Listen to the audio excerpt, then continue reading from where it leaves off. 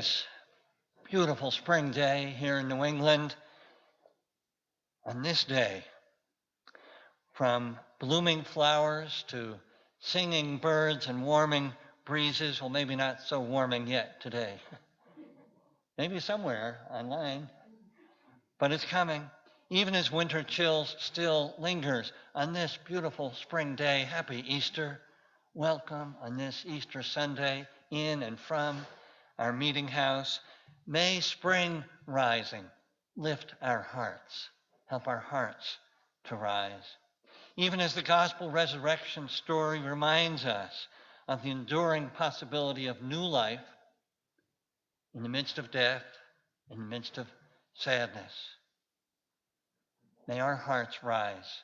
May love rise. May joy rise this Easter and every day in our hearts, in our lives, and certainly today as we worship in this ancient house on this hillside, made sacred by the people of First Parish in Hingham, made sacred by the people who preceded us, the Massachusetts people whose home this was and is.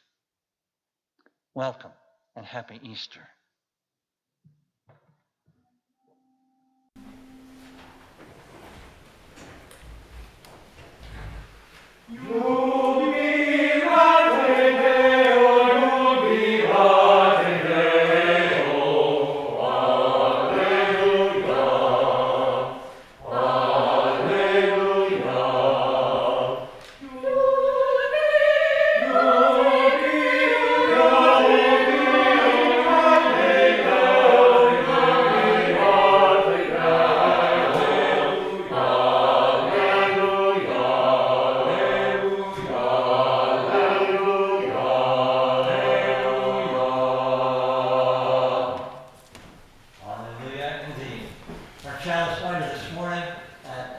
Distance is Daveline Cooper. We listen to her words as I light the chalice. Why do I, a Unitarian Universalist, celebrate Easter? Easter began as a pagan festival celebrating spring, a celebration for new life and relief from the winter cold. After the advent of Christianity, it became associated with the death and resurrection of Christ. For me, resurrection is about rebirth, reawakening, and rising above death or decay. Just as nature reawakens from its apparent death in winter, we humans can reawaken ourselves from the death of spirit, the absence of hope, and the dark night of the soul we sometimes experience, both individually and collectively. I light our chalice this Easter morning for the restoration, reawakening, and resurrection of love, wherever love is needed.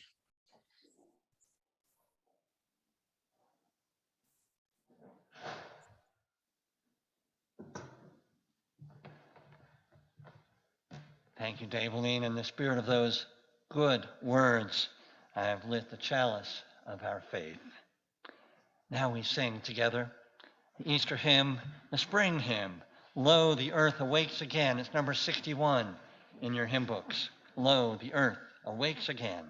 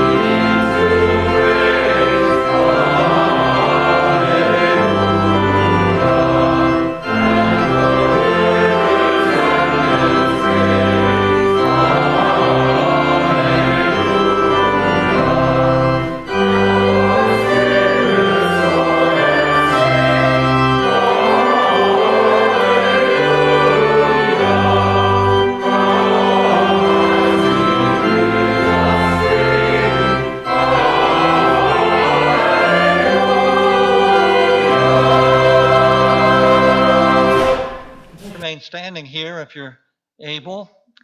We have a responsive reading this morning, and your response is simple. It is simply, Alleluia. And you can say it at home as well, robustly, everybody. For snowdrop and crocus, budding trees, greening grass, we say, Alleluia. For returning robins and waking chipmunks, we say, Alleluia. For jelly beans and chocolate Easter eggs, we say, Alleluia. Beautiful smiles and healing tears, we say, Alleluia. For acts of courage and love to share in abundance, we say, Alleluia. For new light shining after times of darkness, we say, Alleluia. This day, for this Easter Sunday, for all of us gathered together near and far, we say, Alleluia. Amen. Please be seated.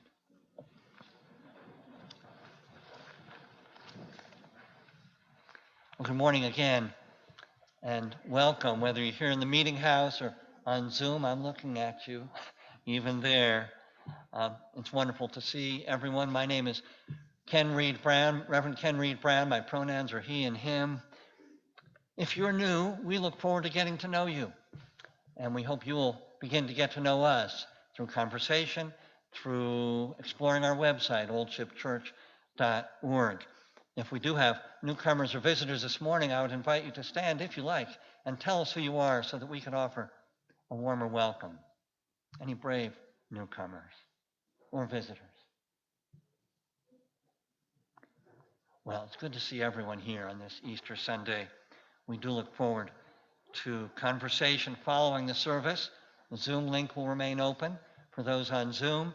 And here, if the weather holds, fellowship outside and across the street as well in our parish house that will be open as well for conversation.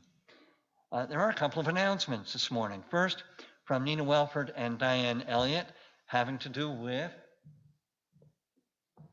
the ancient tradition of May baskets. Some of you have seen this in the newsletter. The Old Ship crafters have decorated dozens of them. There are a few more in the vestibule, waiting for your orders to be filled with pansies like this one and delivered to the door of someone or ones that you appreciate. They can be sent anonymously or in your name. May 1st is on a Sunday, and Spring Sprites will deliver them first thing in the morning, or you may pick them up on April 30th. If you're giving one to somebody in Michigan, probably they can't do that. Much the pity. But if they're nearby, order forms and complete information is in the back. Nina Welford's going to be there to help you fill out an order. It's a spring fundraiser for Old Ship, but it's also a fundraiser and a love raiser as well. A second announcement, also really about love. Maureen Butler, and I have the details right here on this magic machine. The youth group is hosting a clothing drive, and this precedes, from now till Sunday, tomorrow till Sunday, it precedes their service and learning trip to City Reach in Boston. And the clothing drive is one of the requirements, but also a really good thing to do for people who are without homes. So everything that's contributed, things like, think of the season, but also warm coats and jackets are always welcome. Tote bags, duffels, suitcases are welcome. Something that's easily carryable, small toiletries, all sorts of things. There'll be more details in the Tuesday weekly update, but items will be able to be dropped off this week during office hours, 9 to 12, across the way, or you can bring them next Sunday. So we invite and welcome whatever generosity is possible. Of course, things in good condition, used is of course fine, but in usable condition. Thank you. And please remember that food may always be brought to the service or during the week to the office for those who are in need of nourishment in our community. Time for all ages, a story.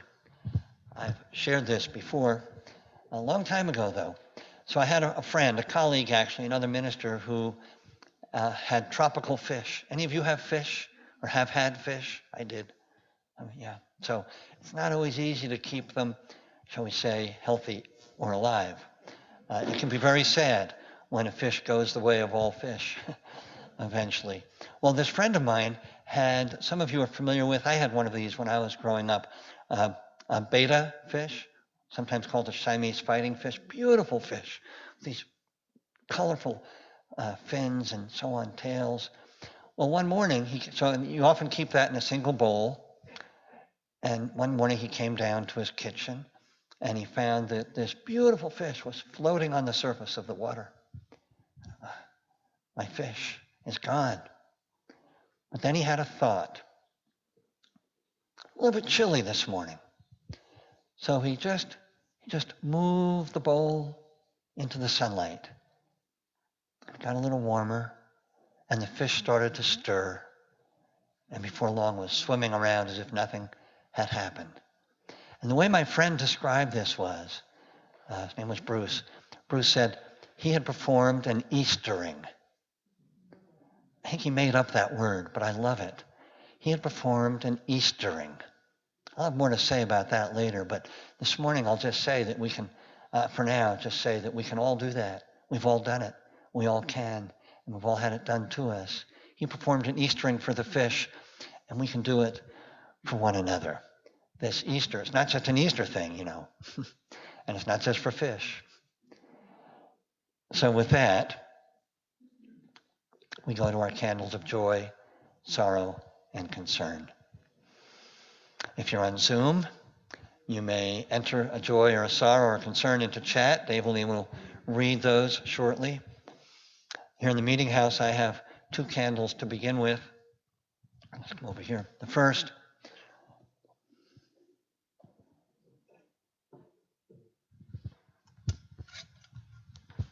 as we have been doing and will do, for peace. For peace and well-being for the people of Ukraine. This morning, I also lighted for peace, shall we say, among the religions of the world. The Abrahamic religions in the Middle East are all in the midst of major celebrations. Easter, of course, Passover, of course, and also Ramadan for Muslims. And there are sometimes disputes, even violence. I light this candle for peace among the religions, as well as peace for all people, and certainly in Ukraine. The second candle I light for Ginny Pomeroy. Ginny has been in the hospital this week. She had significant surgery. Last time I was in communication, she's doing well. She's in one of the Boston hospitals. We hope she expects to be home this week, and we hope that is the case. Meanwhile, we hold Ginny in our hearts.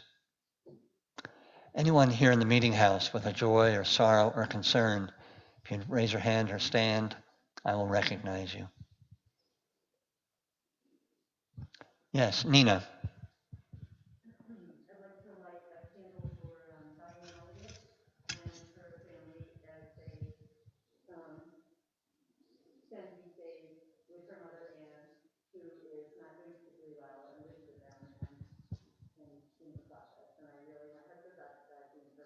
Yeah, thank you, Nina. This candle for Diane Elliott and Rich and their whole family as they accompany Diane's mother, Anne, who has been living with them for many years in the final stages of her life. And we hold Anne and all the Elliots in our hearts. Thank you. Wait, I can't even see who it is. Hello, Marianne, yes.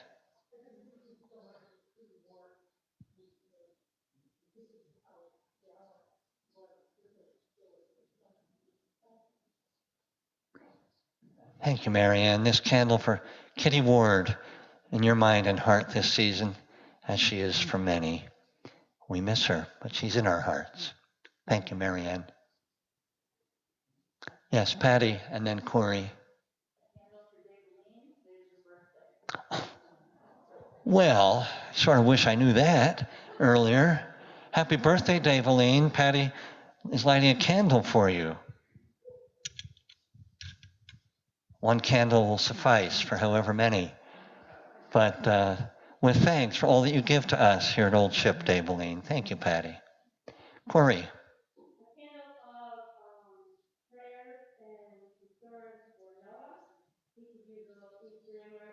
Okay. Yeah. Okay. A lot of us have been there, but it's hard. So this candle, Corey, for your son Noah, in the midst of teenage angst, as you put it, real challenge, I'm sure, and we hold him in our prayers and hearts. Daveline, are there any online? There are, Ken. First of all, from Brian McPhillips, wishing me a happy birthday as well. So share that. From Paul Stone, a candle to celebrate his wife's Amy's successful recuperation from hip replacement surgery. So we light that candle. And finally, from Karen Schneider, a candle of joy for the peregrine falcon that has landed in her yard. It's the second time, and it's in the very same place as its last visit. She believes it is in fact her spirit animal. And those are our candles in the chat. Well, thank you, Daveline. These candles burn for all of those that you've spoken. And the candles burn as well for any joys, sorrows, or concerns felt in our hearts this Easter Sunday, this Passover, this Ramadan, this day, even though they've remained unspoken among us. And now we will sing, I guess anyone who wishes to engage in the Easter egg hunt outside, but certainly the young people, we're going to sing you out as we do. Go now in peace, go now in peace, may the spirit of love surround you everywhere, everywhere you may go.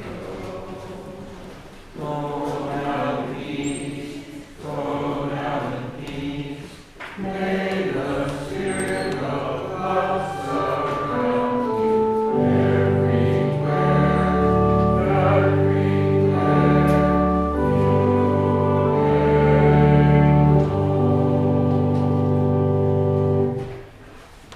How does he do that? Whatever key I sing in, he's playing. Thank you, Christopher. Now the green blade riseth is our anthem.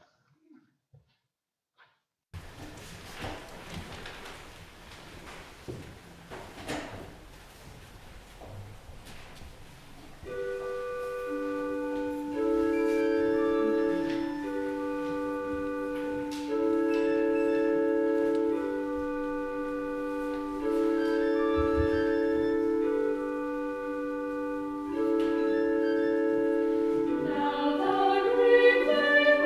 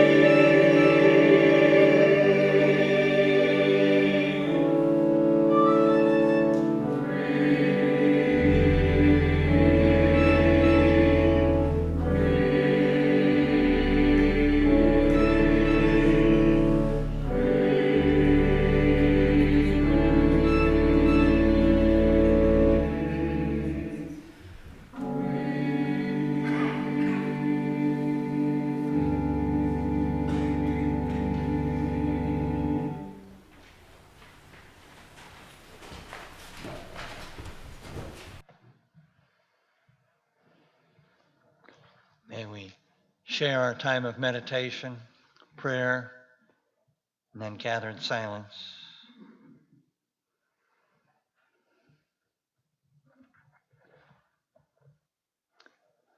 On this Easter morning, we pause.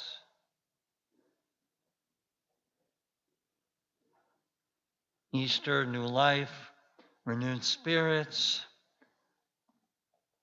yet we may or may not feel renewed or uplifted. We pause, allowing ourselves to feel or think whatever it is that we're feeling or thinking.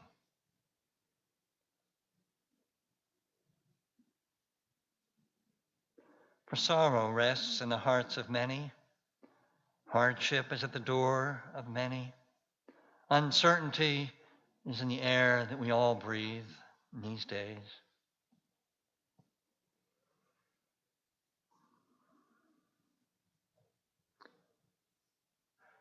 Yet gathered together, and we know that we are embraced by one another, embraced with love and by love as we walk the journey of life together.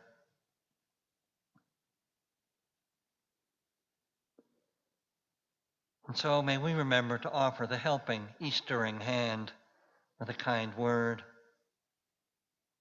and to take the hand that is offered as we continue to walk the journey of life together. May our prayers this day be prayers of our heart that become the work of our hands, that we might be among those who help and heal, who help to ensure that none are left behind in this world of ours, that all are welcome into the circle of life and love, God's other name, love, that all may know, soon or late, the ever-renewing spirit of Easter, of life, of love, as we pray for peace for all, with justice and freedom for all, this Easter and always. May we now be embraced by a healing, shared silence.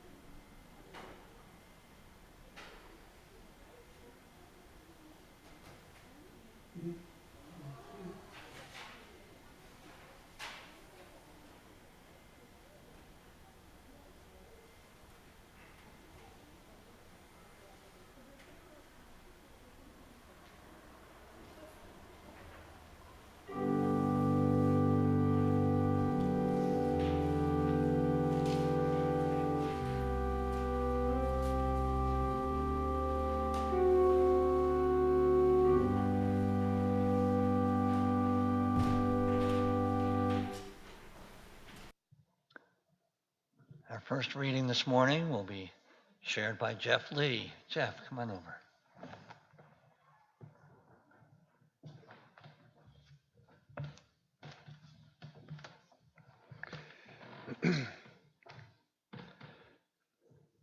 Our first reading is Hope Again by Unitarian Universalist minister Clark Dewey Wells. God of Easter and infrequent spring, announce the large covenant to deceitful lands. Drive the sweet liquor through our parched veins. Lure us to fresh schemes of life.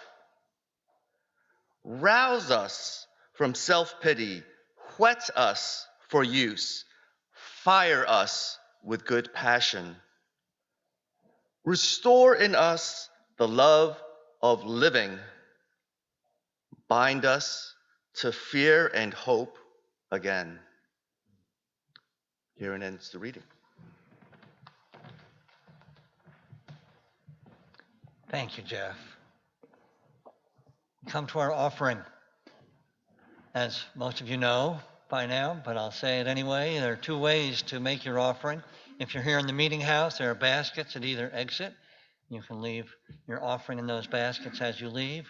Online, for everyone online and everyone here as well, you can make your offering through the drop-down donate button, so to speak, on our homepage, oldshipchurch.org. And there you have the opportunity to give to our Sunday plate offering. That supports all of our ministries. We are one community, one family. It's together that we support all of our ministries through our gifts. You may also, on that drop-down menu, give to our outreach offering, which this month is for MCAN, Massachusetts Climate Action Network, an organization we've long had a relationship with, doing good work. So our morning offering may be given and received in time to come, the end of the service and later on. And now we listen to the offertory, which I think is with a voice of singing.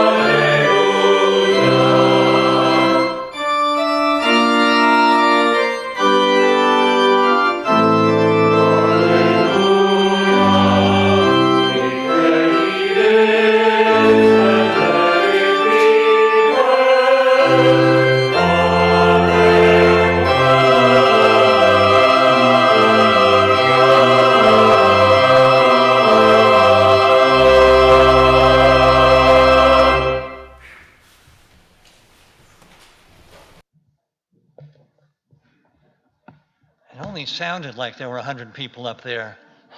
There aren't. Thank you. That was splendid.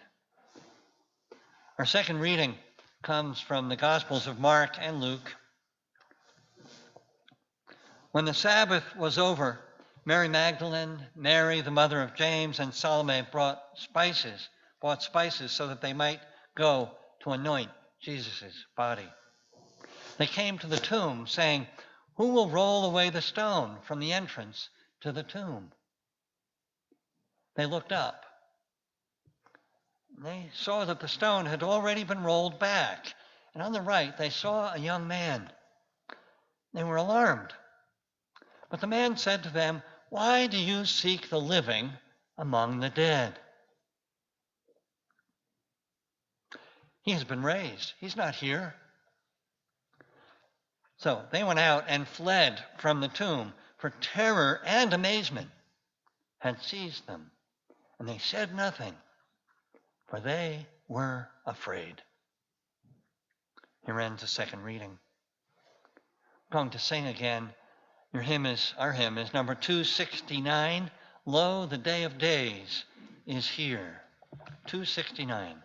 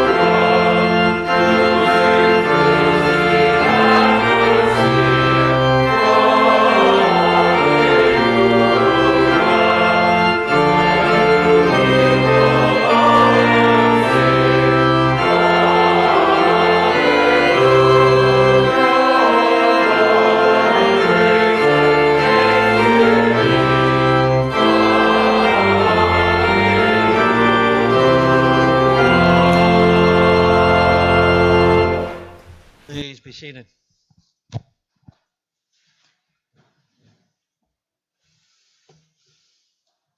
Easter, like spring itself, arrives no matter what else is going on in the world or in our lives. This year, the world is pretty troubled, to say the very least. The war in Ukraine overshadows pretty much everything. The death and destruction of Putin's criminal war are beyond imagining, and for no reasonable purpose whatsoever. Elsewhere on the planet are other wars. Elsewhere on the planet, people suffer under the hard fist of oppression. Climate change continues, accelerates, unabated. In our own nation, divisions persist and harden. More personally, closer to home, some are in the midst of grief or sorrow or other serious challenge.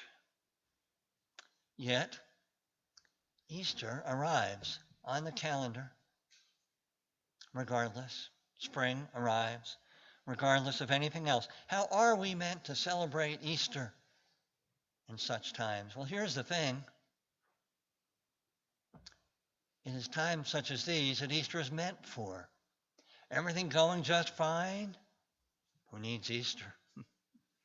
joyful already. Hard times, times of grief, worry, fear, that's when we need Easter, of course. Easter's message of hope in the midst of fear. Easter's message of love rising in the midst of grief and hardship. Hope and love, even or especially in the wake of death or whatever else. After all, as I put it in the newsletter this week, one way of understanding the Christian message of Easter is you can kill a man, but love rises and rises again and then again. Not necessarily all by itself. I quoted May Sarton in the newsletter, who said that we all can be faithful gardeners of the Spirit. And in this spirit, I shared that little story of Eastering earlier. Just the one small thing that he did to Easter that fish, moving it into warmth, the warmth of love, you might say. Revive the fish. He had Eastered the fish. Well, we've all been Eastered at one time or another. As I said, we've all Eastered others one time or another, right here in the meeting house.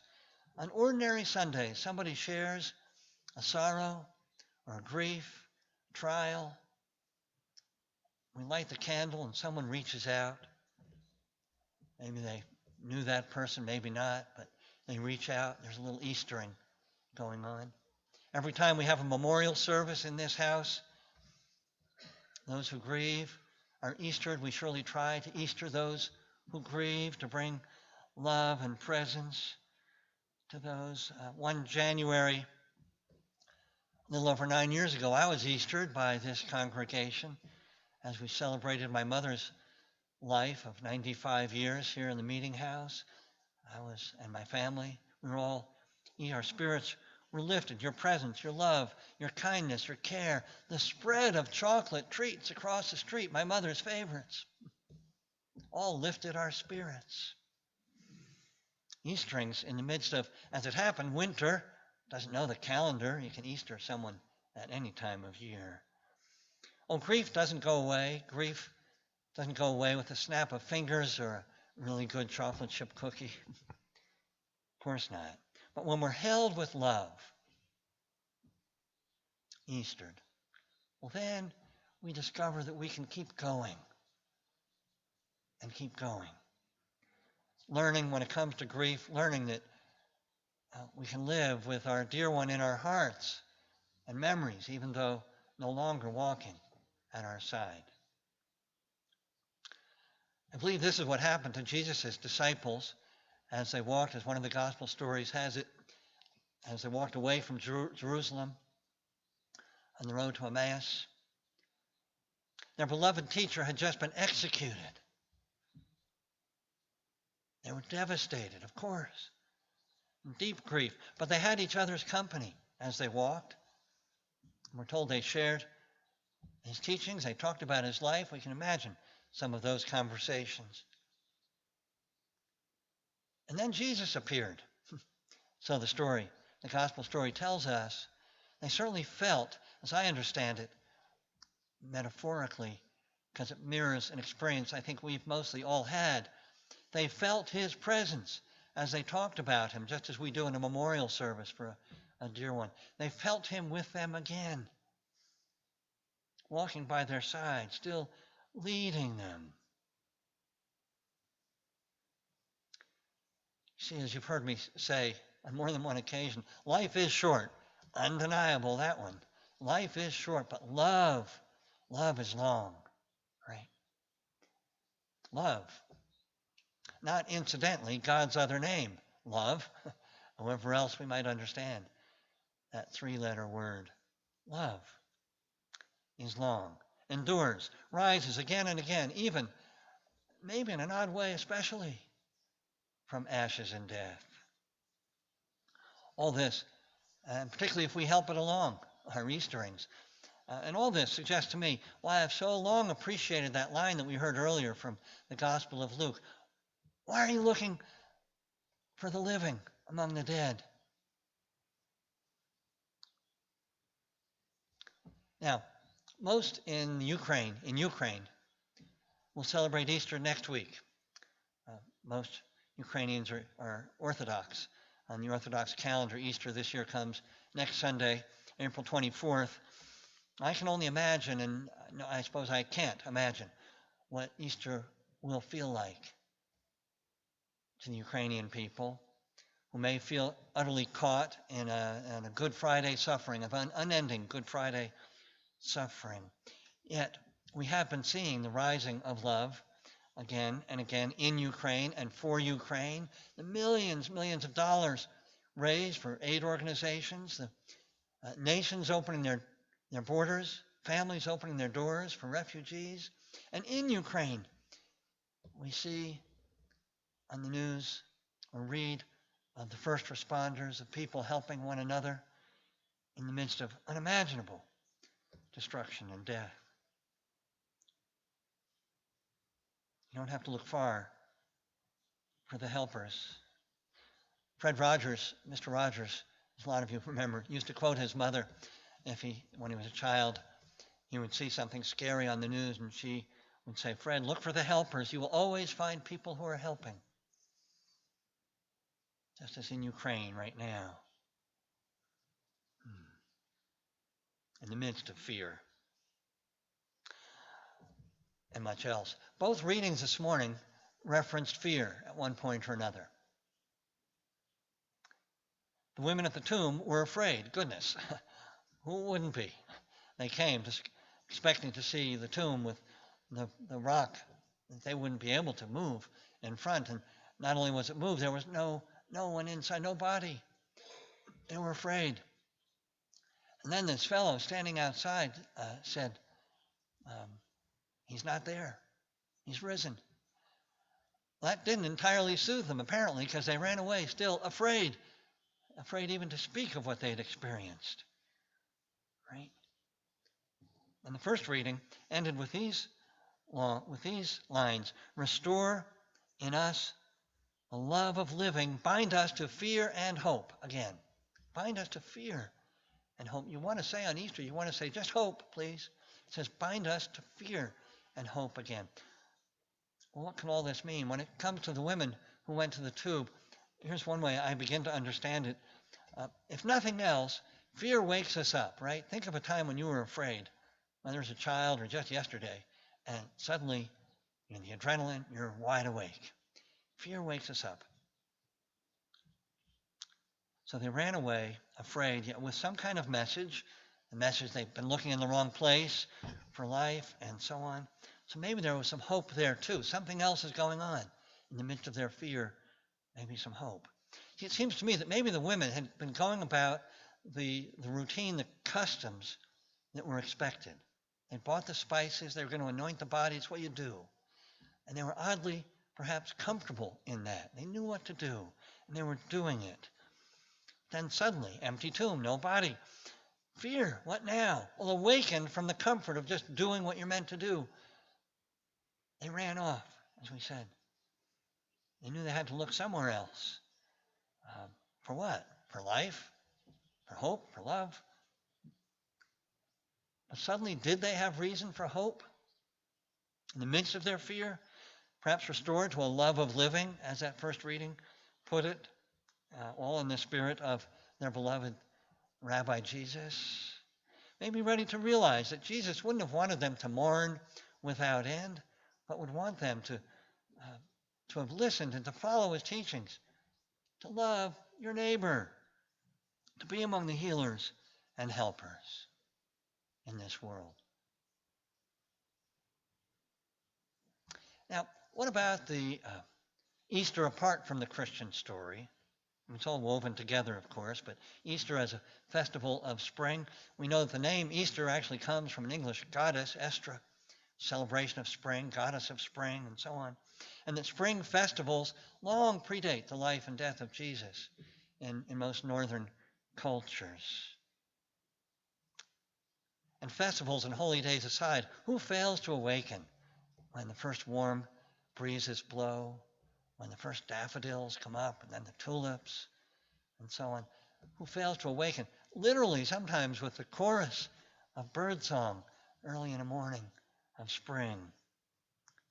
fails to awaken. Sometimes it takes a little effort. Sometimes we have to remind ourselves to not just to open the window, but maybe to get outside for that warm breeze that's suddenly blowing, reawakening us to life. Sometimes we may have to remind ourselves to stop and can't smell the roses yet, but to notice the tulips and the daffodils and the forsythia, to really notice and to really listen to those birds singing, waking us to life, which is also waking us to love. After all, love of this world, love of this dear earth, our home, which isn't or shouldn't be hard. The climate activist Bill McKibben put it this way. He said, to be in love with the world is particularly lucky, as it's everywhere. He said, city, country, suburb. And luckiest of all is that it's never too late to fall into this particular thrall. All you need to do is to begin to look around to love the world. Well, that's actually the beginning of next week's sermon for Earth Day. But you can be thinking about it all week long and following the instruction. Look around. Love this world, my friends. For today, I'm going to draw to a conclusion by circling back to the Christian understanding of Easter, by going back a few centuries, just for a couple of moments, to Dante's Inferno. The opening finds our fictional Dante midway through life's journey, as he puts it, in a dark wood. You ever felt that way? He's in a dark wood. He looks up and he sees there's the top of a mountain. Oh, and by the way, it's Maundy Thursday in the story. So the day before Good Friday, a few days before Easter. So he looks up, oh, there's the peak of a mountain, Easter joy. But there are three beasts blocking his way. Well, at that moment, fortuitously, the Roman poet Virgil comes along and says, I'm going to guide you. Where? Through Inferno, through Purgatorio, eventually to paradise, which Virgil proceeds to do. Hundreds of pages later, it's Easter morning, and he has arrived, Dante. The message here seems to me sometimes, and maybe more often than we would like, the only way to Easter is through Good Friday. Eyes open, awake, even to whatever suffering or grief life has thrown our way. No shortcuts, fear and hope intertwined, right? Often bound together, but seeking in the midst of Good Friday, new life, love, being love, with eyes wide open. You know, we are all, after all, in this together. It seems to me that we humans require Easter, or something like Easter, to remind us of how to move through the whole of life. Zorba, you may remember, said, the full catastrophe. Everything. The good, the not so good, and so on. We require something like Easter to remind us how to move through everything, joy and woe, woven fine. Awake to all that life is. Awake to each other. Awake to the beauties of spring. Awake to sadness and grief. Awake to the beauty and miracle of someone helping and healing in the midst of whatever challenge. Awake to the beauty and miracle of life and love. Maybe simple. Maybe simple as that, you think?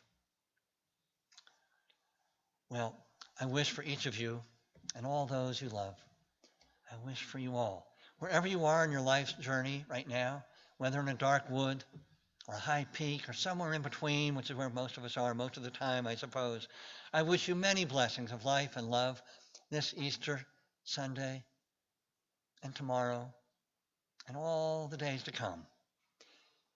Even as we all share Easter prayers for peace, for the well-being of the people in Ukraine and the people of Russia under oppression, for people and for life everywhere.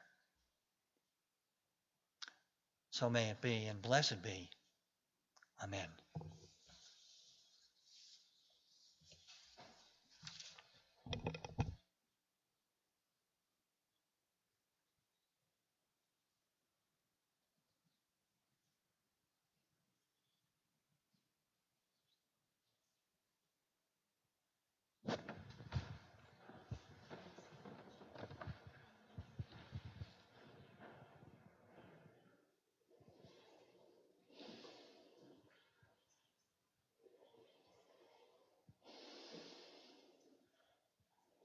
beautiful flames representing beautiful love.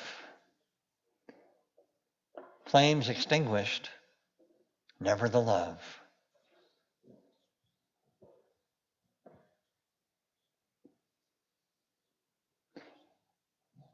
And I can extinguish the flame of our chalice of faith, but I cannot extinguish our faith.